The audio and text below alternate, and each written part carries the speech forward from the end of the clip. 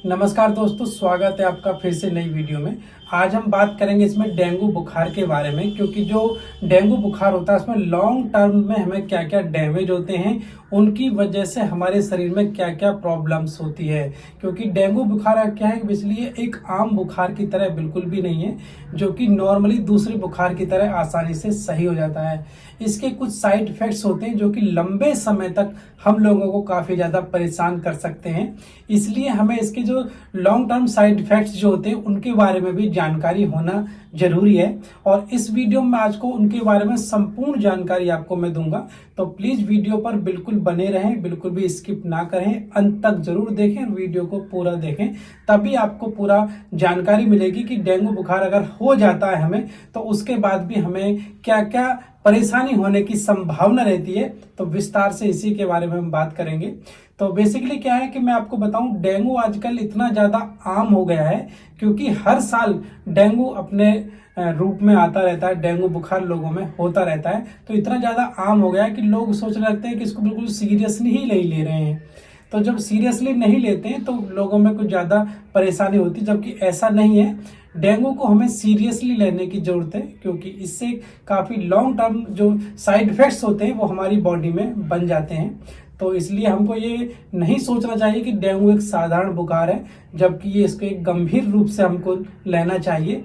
यदि हमारी इम्यूनिटी कमज़ोर है तो यह हमारे शरीर के लिए काफ़ी ज़्यादा नुकसानदायक हो सकता है, और इसके जो साइड इफ़ेक्ट्स हैं वो काफ़ी लंबे समय तक हमारे शरीर में बने रह सकते हैं। तो इसलिए ज़रूरी है कि आपको ये वीडियो पूरी देखें, और सारी चीज़ें जो मैं बताऊंगा उन चीज़ों को आप थोड़ा ध्यान रखेंगे तो ये डेफिनेटली आपके लिए काफ़ी ज़्यादा फायदेमंद होगा। तो यदि हम डेंगू के जो लॉन्ग टर्म साइड इफ़ेक्ट्स होते हैं, यदि उनके हम बात करें, तो इसमें मोस्ट कॉमन जो होता है बालों का झड़ना एक समस्या होती है, बालों का झड़ना। तो ये जो समस्या है ये अक्सर ज़्यादातर जो डेंगू के पेशेंट होते हैं उसमें बहुत ज़्यादा आम होता है।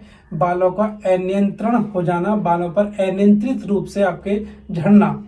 तो माइक्रोबायोलॉजी में इसकी रिसर्च हुई है, उसमें ये पता चली है कि जो डेंगू के बुखार के बाद जो लोगों में बाल झड़ने की जो समस्या हो जाती है, ये मतलब परमानेंट नहीं होती है, कुछ समय बाद ये अपने आप भी सही हो जाती है।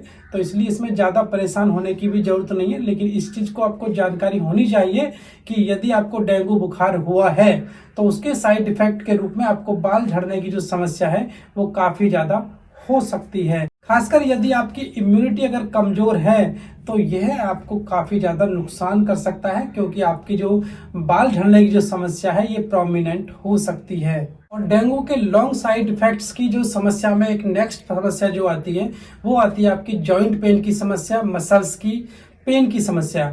तो अक्सर क्या होता है कि जब बहुत ज़्यादा जब डेंगू हो गया होता है और जब उसकी रिकवर कर रहे होते हैं या रिकवरी होने के बाद में पेशेंट में बहुत ज़्यादा जोड़ों में दर्द की समस्या हो जाती है।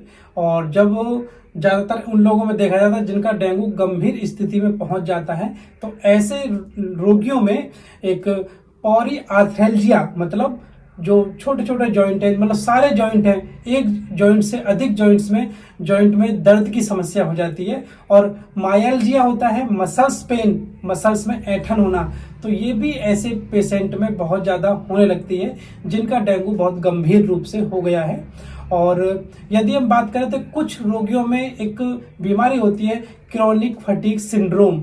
तो ये जो सिंड्रोम होता है ये जनरली जो वायरल बुखार जो होता है, वायरल बुखार की वजह से लोगों में जो समस्या होती है, तो या फिर हम कहें कि वायरस की वजह से जितने भी बुखार होते हैं उसमें सबसे ज़्यादा प्रॉब्लम क्रोनिक फटीग सिंड्रोम की होती है। और यह उन सभी बीमारियों में होता है जो कि वायरस की वजह से होता है। और कोविड-19 के केस में भी ये लोगों में काफ़ी ज़्यादा देखने को मिला था क्रोनिक फटीग सिंड्रोम। इस सिंड्रोम में हमेशा एकदम शरीर में थकान सी महसूस रहती है, मतलब शरीर टूटा टूटा सा रहता है। यदि आपको डायबिटीज की समस्या है या लीवर की कोई समस्या है या फिर आपको किडनी की कोई समस्या है, तो आपको जोड़ों में दर्द और मसल्स की समस्या ज्यादा होने की बहुत ज्यादा संभावना है। इसमें नेक्स्ट साइड इफेक्ट जो होता है डेंगू बुखार का वो होता है आपके पोषक तत्वों की कमी होना, मिनरल्स की कमी होना, विटामिन की कमी होना। बेसिकली जब डेंगू के जो पेशेंट होते हैं उसको मतलब उसके शरीर में कुछ मिनरल्स की, विटामिन की कमी हो जाती है। और विटामिन में मुख्य रूप से विटामिन डी की कमी हो जाना, विटामिन B12 की कमी हो जाना और विटामिन ई की कमी हो जाना। और इन विटामिन और मिनरल्स की जो कमी हो जाती है, जिसकी वजह से हमारे शरीर में खूब सारी बीमारियां होने लगती हैं। तो ये भी हमको पता होना चाहिए कि यदि मिनरल्स से विटामिन की हमारे शरीर में कमी हुई है तो हमें कुछ और ज्यादा प्रिकॉशन लेने की जरूरत है, या इन मिनरल्स और विटामिन को आउटर रूप से मतलब अलग रूप से एक्स्ट्रा डाइट इनकी लेने की जरूरत है। डेंगू बुखार के नेक्स्ट साइड इफेक्ट की अगर हम बात करें तो तनाव होना, अवसाद होना इसका एक मुख्य लक्षण भी होता है। इसमें क्या होता है कि आपको ये जानकर बिल्कुल भी आश्चर्य नहीं होना चाहिए कि जो डेंगू बुखार होता है वो आपको शारीरिक रूप से तो परेशान करता ही है, साथ में आपको मानसिक स्वास्थ्य को भी बहुत ज्यादा नुकसान पहुंचाता है। इस कारण डेंगू के पेशेंट में जो रिकवर हो चुके हैं उनमें बहुत ज्यादा मात्रा में तनाव की समस्या और अवसाद की समस्या भी होने लगती है। और डेंगू आपके शरीर को बहुत ज्यादा कमजोर कर देता है, जिसकी वजह से हमारे शरीर में दर्द बना रहता है और परेशानी बहुत ज्यादा बढ़ती रहती है। इसी की वजह से हमें मानसिक समस्याओं का भी सामना बहुत ज्यादा करना पड़ता है। और इसमें WHO की एक रिपोर्ट के अनुसार भी आई है, पिछले 2 दशक से डेंगू के जो पेशेंट हैं उनमें बहुत ज्यादा मतलब 8 गुना तक वो केस बढ़ चुके हैं। और डेंगू शॉक सिंड्रोम जो होता है, ये डेंगू से जुड़ी एक समस्या होती है। इसमें भी काफी ज्यादा समस्या पेशेंट को होती है। और स्टडी में ये भी पता चला है कि डेंगू के पेशेंट को यदि सही समय पर केयर ना मिले तो डेंगू के मरीज को लो ब्लड प्रेशर की समस्या, हाइपोटेंशन की शिकार वो हो जाते हैं। तो डेंगू से बचाने का सबसे कारगर तरीका है मच्छरों से बचाव करना। बचाव ही इसका बहुत अच्छा इलाज है, क्योंकि हमारे घर के आसपास जो मच्छर हैं उनको हम ना पनपने दें तो डेंगू से हम काफी हद तक बच सकते हैं।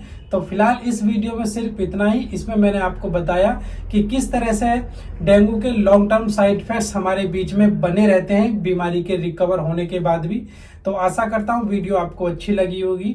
वीडियो खत्म करने से पहले आप मेरे बारे में जान लीजिए। मैं हूँ आपका अपना family health consultant doctor AK Singh, और यहाँ पर बातें होती हैं हेल्थ और फिटनेस की, और आपको सही जानकारी और सही सलाह दी जाती है। वीडियो देखने के लिए आप सभी का दोबारा से बहुत बहुत धन्यवाद। जय हिंद, जय भारत।